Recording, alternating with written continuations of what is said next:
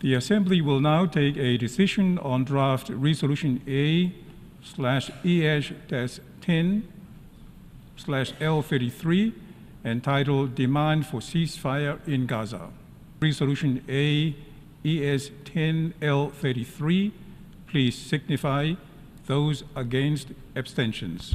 The Assembly is now voting on draft resolution A/ES-10/L33 entitled Demand for Ceasefire in Gaza. The voting has been completed.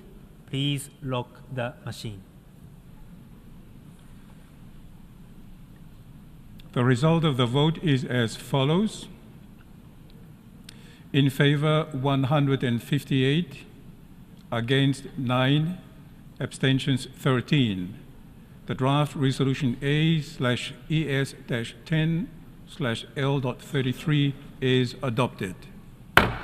Australia has made a decisive move at the United Nations, supporting a resolution calling for an immediate, unconditional, and permanent ceasefire in Gaza. This marks the strongest language Australia has adopted on the conflict to date. The resolution, backed by over 150 countries, including Canada, New Zealand, and the United Kingdom, also emphasized the critical work of the United Nations Relief and Works Agency, UNRWA. However, Australia voiced its dissatisfaction with certain omissions in the resolution, particularly its failure to condemn Hamas or demand its disarmament.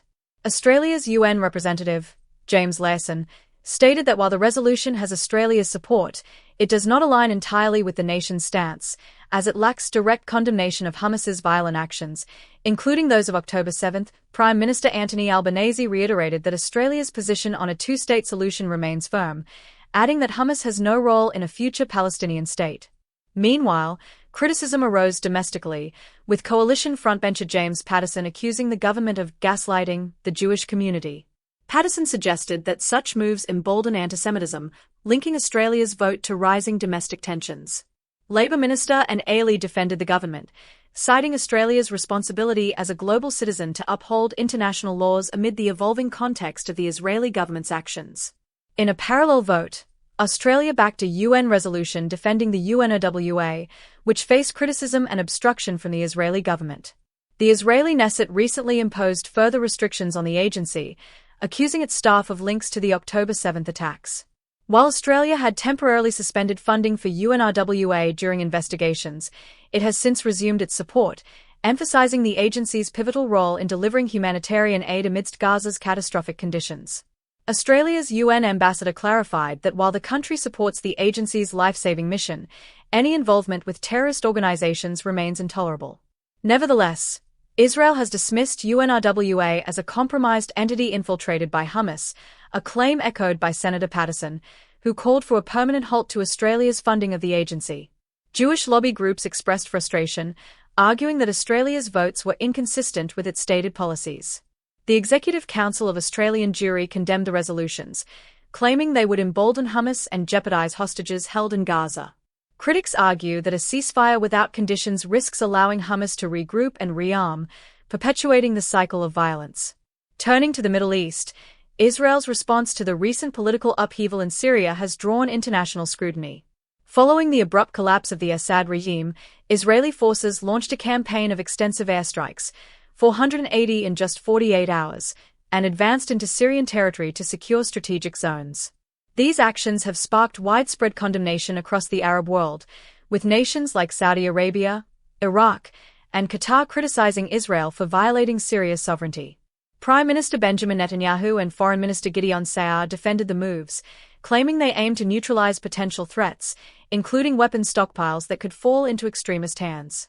However, Israel's decision to target Hayat Tahrir al-Shem, HTS, the group responsible for Assad's ousting, underscores a significant shift in regional strategy. Traditionally, the enemy of an enemy could serve as a potential ally, but Israel has reversed this approach, framing HTS as a new threat. Iran, a major backer of the Assad regime, stands as one of the significant geopolitical losers in this upheaval. Assad's removal disrupts Iran's Shia crescent of influence, weakening its ability to arm Hezbollah along Israel's borders. In contrast, HTS's emergence marks the rise of Sunni influence in Syria, adding complexity to the region's volatile dynamics. As Syrians begin emerging from decades of brutal dictatorship under Hafez and Bashar al-Assad, harrowing stories of mass atrocities are coming to light. Amnesty International has reported over 11,000 deaths caused by barrel bombings, while accounts from notorious prisons like Sednaya reveal horrifying abuses. Satellite imagery even exposed a crematorium built in 2017 to dispose of bodies, a chilling testament to the regime's cruelty. The fall of Assad has brought rare glimpses of hope for thousands of Syrians. Videos show families reuniting with loved ones once believed to be lost, while women and children are freed from cells long infamous for torture. However, these scenes also highlight the immense challenges Syria faces in rebuilding after decades of oppression and violence. That wraps up today's coverage on Aussie Pulse. Don't forget to like, comment, and subscribe for more updates. Thank you for watching, and we'll see you in the next video.